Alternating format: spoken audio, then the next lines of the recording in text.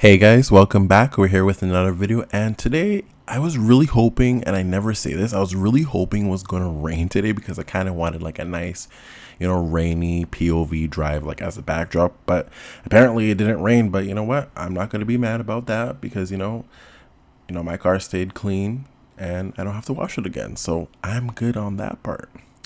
Now, pretty much, I know I partake in a dying segment of cars. Sedans are dying off left and right, and we're not left with many choices. And if we do have any choices, they're ridiculous. I can't even speak. They're ridiculously overpriced or very lackluster, pretty much like the Nissan Sentra. And right now, I did a little video clip, and as I was scrolling through this little video clip that I took of this article here, right at the end of it is an article about SUVs. Like, how ironic is that? That's actually pretty funny. I just kind of realized that now, going back and editing the video. But anyways, let's talk about this Nissan Sentra. Now, this whole SR thing, I thought this was supposed to be like a performance variant of the Sentra. And I mean, a lot of cars do this. The GTI, SI, STI, Audi S3, like they all have a little red denotation in their grille, or red badge, whatever you want to call it. They have a little red emblem in the grille to symbolize it's sort of a performance trim, I guess. But yeah, the weird thing is we all know, well, not a weird thing, but we pretty much all know, it's pretty much a fact that SUVs, crossover, and pickup trucks. Now, pickup trucks, before I go on, I don't really hate pickup trucks. I just don't really need one. Don't really need one right now, or dream to have one, or probably would never own one. But I do respect their place in the car scene because you can go off-roading, you can drag race them, and I pretty much bet you there's going to be some guy who likes to take it into canyons, even though a pickup truck isn't by way not a canyon twisty road kind of car. But it's just fun to see people doing that kind of stuff. But just for me, I'm not really that into trucks. Now, getting back to on point now, that's pretty much what the market wants. But here's the weird thing that I've realized lately.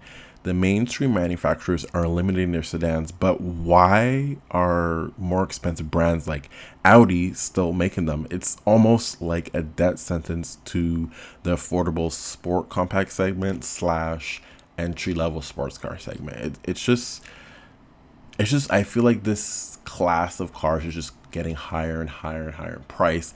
Even used cars. I'd be mainly talking about new and used cars in this video, but it just seems like that barrier is just getting higher and higher. Even used cars is the same thing. If you want an enthusiast car, you better pay up for it. And I think with the affordable sports cars, I can only think of the two off the top of my head, which probably would my brain is not working. The GR86 and the Miata. Now, maybe the economy and job market is affecting this, and it's pushing people into more of a normal grade cars, not the enthusiast trim, but just, the everyday run-of-the-mill cars. Now, get this. I actually never hated the Sentra itself. There were a couple of heinous generations, and you guys know which one those are. And there are some pretty good ones, and I'm looking at you, 2004 Nissan Sentra SCR in yellow. It's just crazy. Like, back then, this segment was like, there was just so many cars to choose from in this segment, and it was pretty much if you know kind of car, kind of, if that makes sense to you guys. Now, the newest one, looks-wise, isn't terrible. It looks to be a pretty good alternative, but hold up. Why are you suggesting a Nissan? Like, don't they come with a crappy CVT? Now, yes, but, if you, just want basic transportation and don't mind driving a stick-shift vehicle, I do actually recommend this, as it might be more of a cost-effective alternative to the Civic, because we all know how Toyota and Honda, their prices are through the roof. It's a pretty nice alternative, and if you just don't want to deal with the CVT, if you can live shifting the gears by yourself, do it. It will be way beneficial for you in the long run. You don't have to deal with any of Nissan's CVT troubles and the maintenance for it. Now, I kind of feel like I'm just another car guy just bitching and moaning about like SUVs and crossovers. But I mean, if it's reached the mainstream brands, and if Toyota makes a Corolla Cross, like, ugh, that is like super cringy for us car guys. But if you think about it, if you remove the whole car guy aspect of it, it's an SUV and has the Corolla nameplate behind it. And you guys know the Corolla nameplate is pretty damn solid, if you ask me. And who wouldn't want a reliable SUV, pretty much, right? So, I just think if you're a car guy nowadays, you're pretty much left with the used cars. And I think that's what we secretly want anyways. We want to experience most of the cars. Doesn't matter like what model year. We just, that's just who we are. We don't really care to have like the latest and greatest all the time. Although there's some people that might, but majority of us like, classic cars, certain cars, cars from 2005, 1995, the 80s, we just have a whole wide spectrum on that. Now, going back to the main point, sport compact cars have definitely moved up market and out of range for car guys who don't want to spend exorbitant amount of money just to have something fun. And I think new cars are not even an option for us anymore.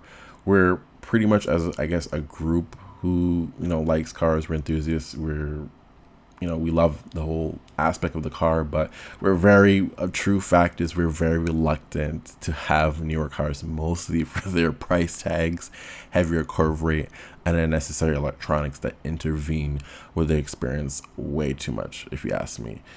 Now, we're going to be talking about another car, the Mazda 3. Not on my radar, but I can tell you, it looks really good, but there's nothing really remotely special about the car. Now, my first car was a 2003 Mazda Protege 5.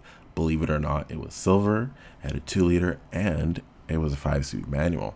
And the big talk about that car was it was pretty clean. It didn't have much rust. And yeah, because usually those rotted away. Now, the only thing that kind of stood out about that car was just how tossable it was, and how, we kind of forget how small athletic cars used to be. And it felt pretty solid through the corners, but everything else about the car was pure econobox. Like, there's nothing exciting about it. You don't even want to push it hard. And that was pretty much it. This segment is on life support, and I will even extend this into the affordable sports cars. And I know every one of you guys are screaming, you can just buy a Corvette, a C5 Corvette for a steal nowadays. Why don't you just do that? Who cares about new cars? Like, you can't really feel them anyways. Just get a used car. It's just better. Again, that's the used market. I'm kind of talking about everything. I'll kind of get into the used part in a little bit, but there are not many new offerings to replace these older cars, and it kind of makes you, again, depressed a little bit. But I kind of remember that, car enthusiasts as a whole community, we're a pretty small group if you think about it. And if we want to go fast, I'm pretty damn sure we'll find a way. Now, new cars just don't hit like they used to. We're accustomed to certain cool cars, or, old cars that have such legendary status that can't even, like, the new ones can't even touch. And I'm looking at you, Subaru WRX, and I kind of want to test drive that one, kind of share, my moments with you guys, because people have been talking shit about that car, and I kind of want to like drive it and see like if it's really as bad as people say it as it is. Yeah, people complain about how ugly and uncool it looks. Now, I can basically agree with everything what people are saying about the looks, but we'll see what my verdict is when the opportunity presents itself. Now, personally, like I said in the start of the video, this is my segment. I love everything about it. They make for excellent daily drivers and sleeper builds, and even more so because many sport compacts take on the role of pretty much, as I said before, if you know kind of thing. And to everyone else, it's pretty much just a shitbox with a muffler on it.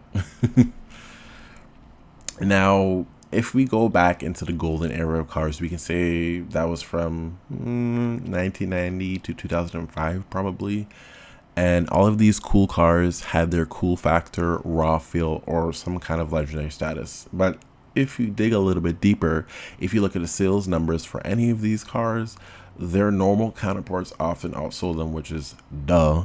Like, the normal car, pretty much the enthusiast car would not exist if the normal car wasn't a hit. I mean, that's pretty self-explanatory. So,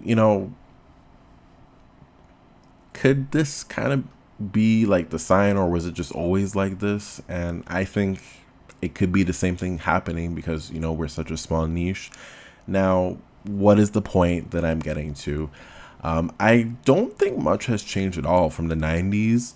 Those cars were dwindling. Sports cars, they're kind of always dwindling. But one thing I can say is for sure, if you're looking for an entry level enthusiast car, your best bet, and I've probably said it a bazillion times in this video, going to the used market. You tick off all the boxes of the car enthusiast. You want that raw experience, you want that feel, uniqueness. And there's cars that are, not super duper expensive, like the Volvo V70R or even the Dodge Neon SRT4, which no one cares about. Well, we do care about the V70R, but not so much the SRT4.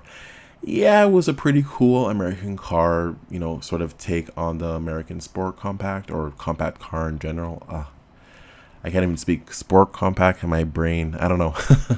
I feel like I'm on a roll, but then my brain is like not working. Weird.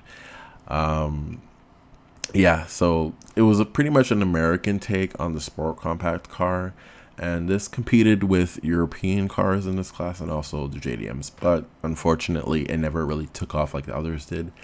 But it was still nice to know there was a lot of choice in this segment. Like, oh, why can't we just have cars like the Matrix XRS, with the 2ZZ, the Nissan Sentra SCR, and like, oh man, like those were the good old days. But sadly, we can't, be stuck in the past. But it's still nice, like I said, to know there was such a huge amount of cars back then. It's just sad to see the segment die off like this, but what can I do? Buy used cars and make fun of EVs, I guess.